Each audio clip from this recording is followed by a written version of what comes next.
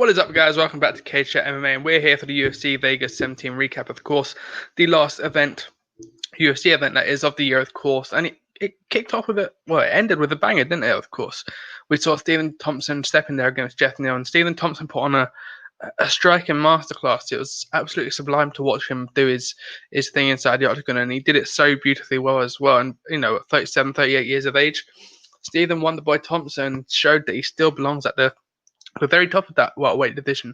Obviously, we see him as maybe a gatekeeper at the moment. There's someone where prospects go up. You beat Wonderboy, and you break into the top five, and you make your way onto a title charge. But again, he stopped Vicente Luque this time last year, and he came back looking phenomenal against Geoff Neal. Now, of course, Geoff Neal came off this fight rather off the back of a pretty hard time with some very serious health conditions, and he was in hospital back in August, I believe, August September, with in a very critical condition. So we've got to give him some props for coming back, training, and taking this fight. Of course, this was supposed to be 3 rounds. It then got promoted to a 5-round fight. But just as in any fight, and any great fight, you need a great dance partner, and Geoff Neal brought it as well, and he stayed strong despite losing all 5 rounds, in my opinion. He came and brought the fight to Stephen Thompson. He showed why he's a prospect in that welterweight division, and someone who everyone seems to be pretty high on. And I think he lost no stock going 5 rounds with Thompson in the way that he did. Obviously, it almost hit the curse of 2020 when these two clashed heads, of course, both getting quite serious cuts on their eyes, or around their eyes at least. And you're thinking, oh god, the doctor's going to come in and stop it for one of these two, if not both. But no, the two absolute warriors carried on and gave us it's close to fight of the night. I think it's or fight of the year. I think it's one of the performances of the year from Stephen Wonderboy Thompson. Just because, one, he took a year out, no signs of the octagon rust. He was as slick as He really showed almost the perfect display, other than that clash of heads, which isn't really his fault because it was accidental. And it does put a little bit of not a spanner in the works. I think a lot of people were expecting Neal to come in, maybe get the job done, and then push up for maybe a title contention next year.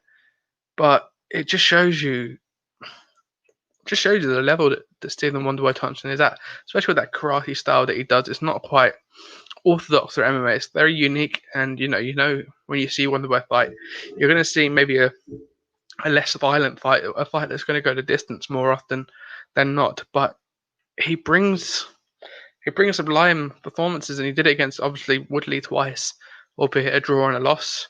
This close to becoming welterweight champion. He beat Masvidal, who he called out as well, and we know how highly everyone thinks of Masvidal at the moment. So it is interesting where Wonderboy's future in this division lies. Obviously, he is 38 years of age in February, so he's come towards the end. But again, he's not taking too much damage in his career. He's not been knocked out too much, other than the Pettis fight, of course, where he was winning that fight until he got that Superman punch off the cage from Anthony Pettis, who again looked phenomenal this weekend as well. Another veteran that got into the win column. This, I think Ariel Helwani put it perfectly. Last weekend was, or the weekend before, UFC 2006 was almost the new guard taking over from the old guard, whereas this weekend the veterans showed up and showed that they're still here kicking and very much still alive in the sport, albeit we might have seen a couple of them for the final time, perhaps. But yes, it does put Wonderboy back onto that 2-fight win streak. Of course, he came into this, as we said, on the back of two losses and 1 win. That win being against Vicente Luque, so he's now 3 in his last 5 fights, 3 out of his last 6, 3-3. So he's looked okay, isn't he? Obviously, he was on an absolute tear going into that Woodley fight, but he's come out the back of that, picked up some dangerous kids. Obviously, down to Achilles, he was someone who he was in that same realm as a Geoff Neal and Vicente Luque. You go in there, you beat Wonderboy, and you get promoted into being a title contender in your next fight. And that was at Liverpool, and a lot of people do think, or I think it was in London. It was either in London or Liverpool. I can't remember which way around it was. I think it was, Liverpool, and then the Masvidal Till that was in London, of course. And a lot of people thought Darren Till maybe got let off a little bit likely because of where it was, him being the, fighting in his home nation and whatnot, that maybe Till got a favourable decision. But again, you're looking at the rankings here at the moment. And he called out Masvidal. I'd be down for that fight. He beat Masvidal again, of course, back at UFC 217, I think, or just after that, before Masvidal had this hiatus. And you're looking at that and you're going, that's what I'd like to see him. Masvidal's obviously become a little bit marmite at the moment, especially with his tweeting and his agenda with his politics. He's not looked favourable, albeit in the cage, still an absolute animal. He's still the BMF, but he's lost a lot of his fans and the support from the MMA community, at least. I'd be down to Woodley 3. Obviously, a draw and a loss isn't too bad. Woodley needs a win too. Could Stephen Thompson finally get a win? Obviously, he's no longer the champion anymore, so it's not like he's going for the belt for the third time. But I'd like to see him maybe get a vengeance for that draw and that loss, and I think he might get it this time. Obviously, he's on a bit of a hotter streak than Woodley is. Woodley's lost 15 rounds, 20 rounds in his last 3 fights. Of course, he's not had a good time at all. So yeah, Wonderboy Thompson 3, or Wonderboy Woodley 3, sorry, would be great. As would the Leon Edwards Hamzat Chimaev winner, whoever wins that fight, I think would be down for that. And obviously, of course, you've got Kobe Compton in the mix. But if you're matchmaking, obviously you've got Usman versus Burns coming up in February, March time. You've probably got Colby versus Masvidal. So yeah, let's book Wonderboy Woodley 3. I think that'd be a good scrap. Or we just saw announced today, we wait for Michael Chiesa versus Neil Magny, of course, and the winner can get another shot at the gatekeeper. Unfortunately, that is Stephen Thompson, albeit he's not a gatekeeper. He's probably imaged as a gatekeeper at the moment. But again, he can have a run at that title maybe for sure, one last time. We'll have a quick look, of course, at the statistics, because these two, the outpour and the fight part that these two put on was phenomenal. 191 strikes out of 428 there for Stephen Thompson. 110 out of 205 there for Geoff Neal. 171 of those 191 were significant, and 85 of them were significant for Geoff Neal, of course. And these did go to the decision. But again, a fantastic bout, and that probably reflects beautifully the work that Thompson did, but it didn't, Neal didn't look as bad as maybe the statistics maybe portray it. Again, maybe on a better night, not coming off such serious illness, he might have had a better performance on the night. But again, no stock loss to Geoff Neal. Now, of course, Jose Aldo came back into the win column this week.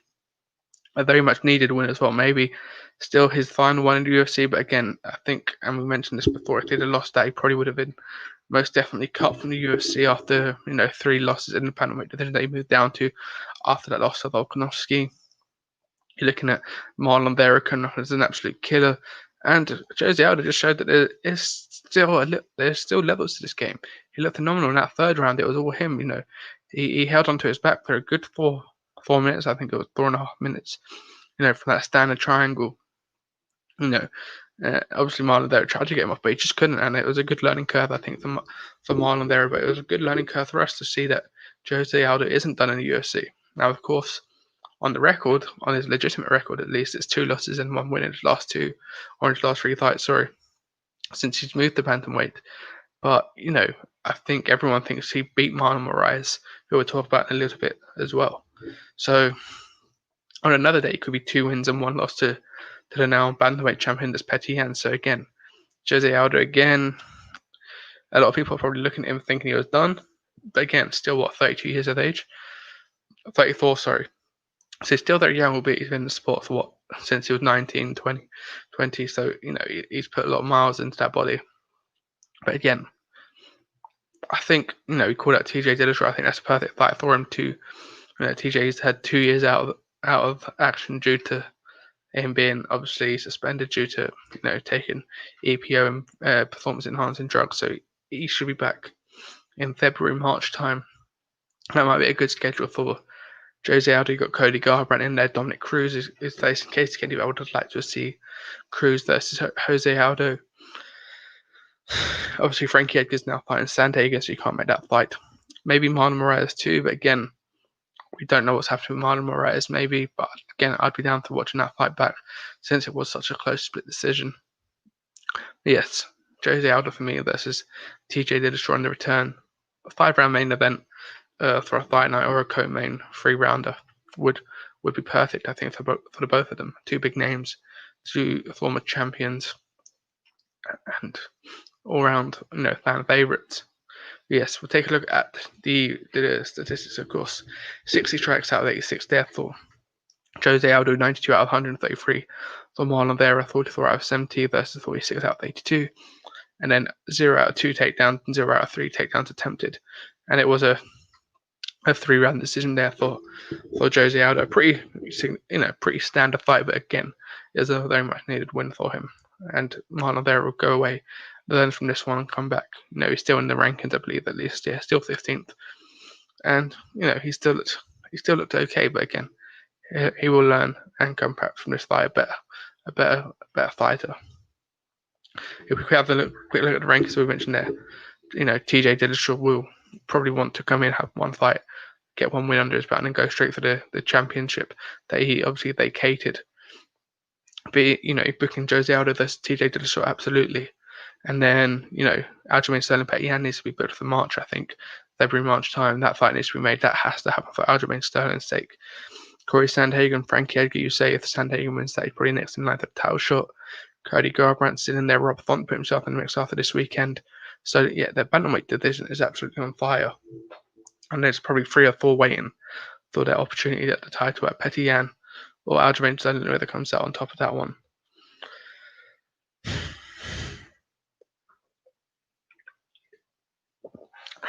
But yes, bantamweight division is absolutely smoking at the moment.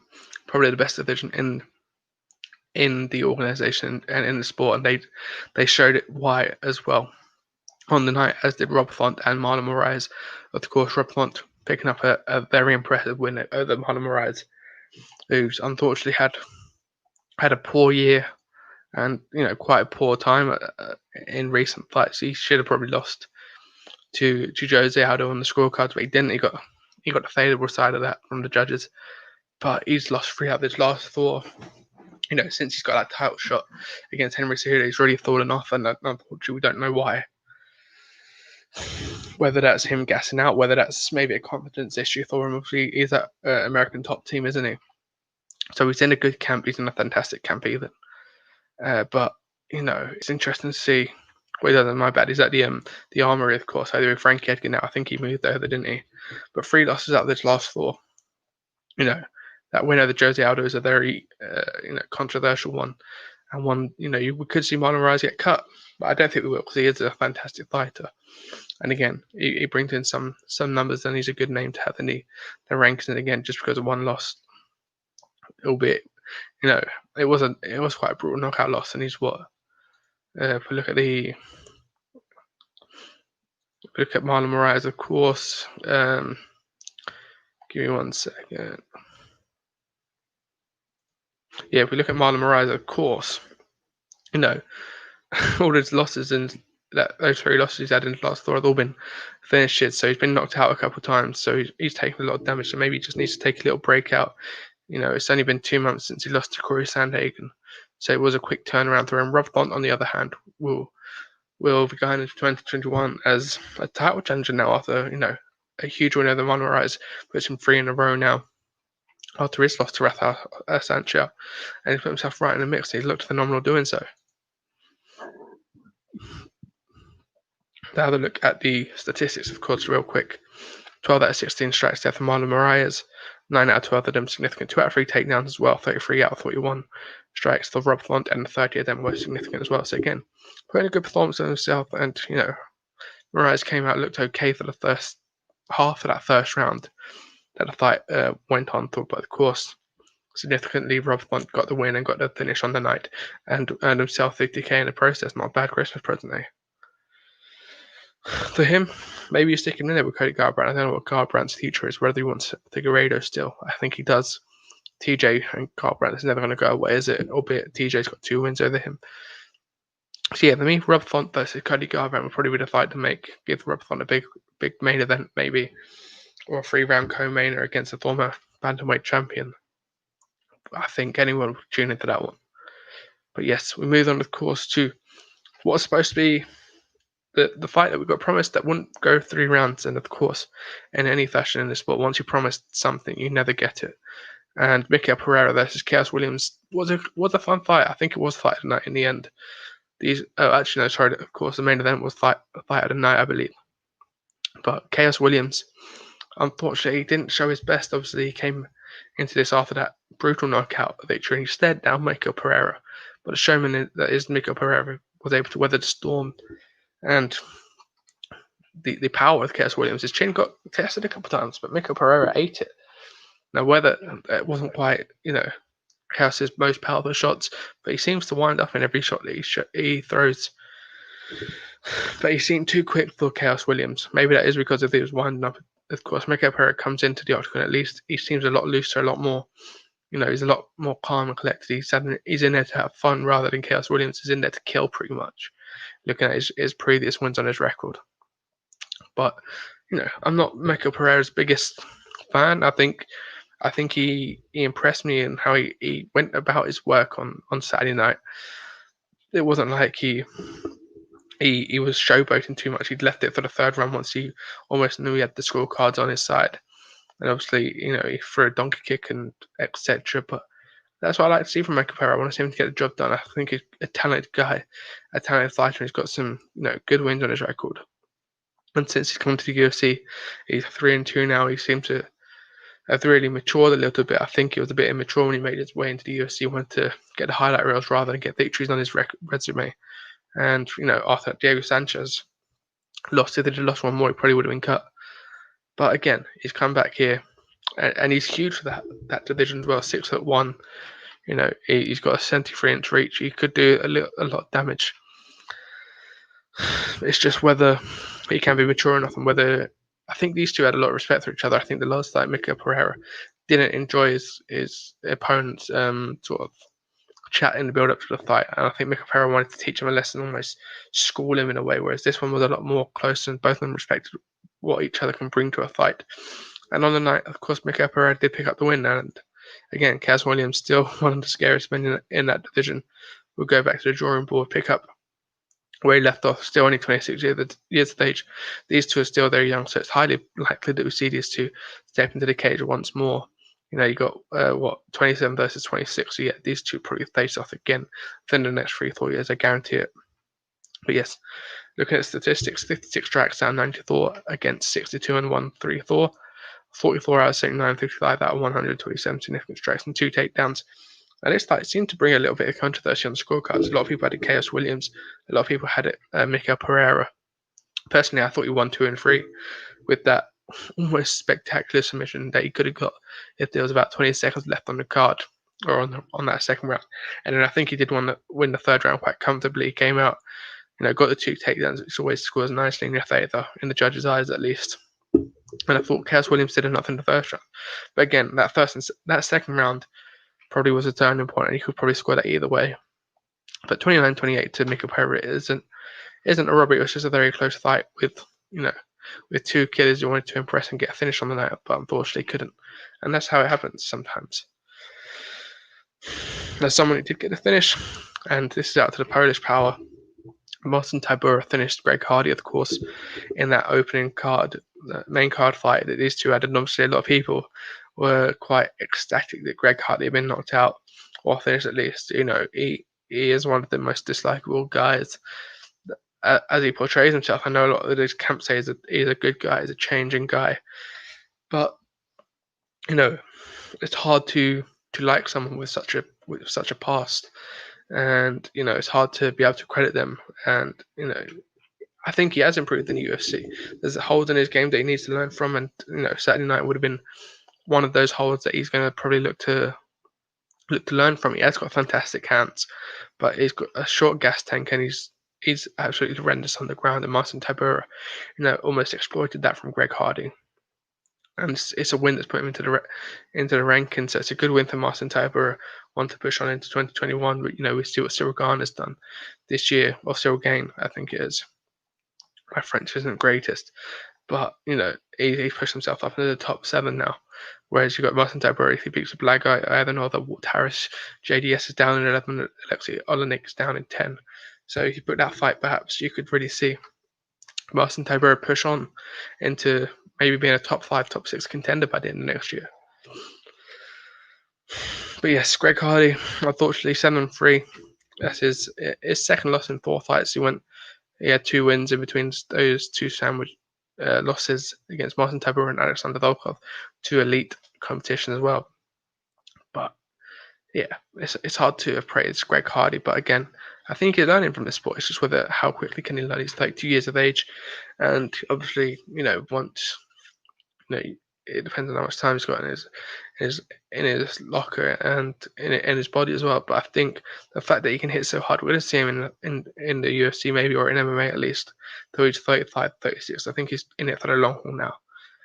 It's just, we can't look past his past. But we'll have a quick look at the statistical 60 out of 111 strikes for Martin Tybura. 51 of them were significant 2 out of 3 takedowns. Obviously, he got it finished in the second on the ground as well. 50 strikes out of 91 for Greg Hardy. All of those significant as well. But yeah, it's a good win for Martin Tybura, and I think everyone became Martin Tybura fans after that.